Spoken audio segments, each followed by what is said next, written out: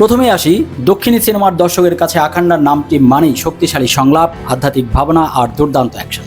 সেই ধারাবাহিকতায় আবারও ফিরেছে নন্দমুরি বালাকৃষ্ণের বহুল প্রতীক্ষিত সিনেমা আকান্দা 2, যেখানে আগের ছবির তেজ আরও এক ধাপ বাড়িয়ে দেওয়া হয়েছে।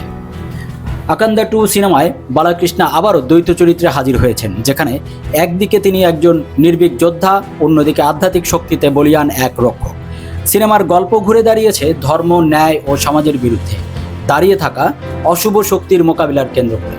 অ্যাকশন দৃশ্যগুলো অত্যন্ত গ্র্যান্ড স্কেলে তৈরি, ব্যাকগ্রাউন্ড মিউজিক দর্শককে রোমাঞ্চিত করে তোলে। আগের ছবির মতো এখানেও আধ্যাত্মিক উপাদান ও ম্যাস এন্টারটেইনমেন্ট মিশেল দেখা যায়। তবে গল্পের অতীত কিছু জায়গায় অনুমানযোগ্য হলেও বালাকৃষ্ণের উপস্থিতি পুরো সিনেমাটিকে জমিয়ে রাখে।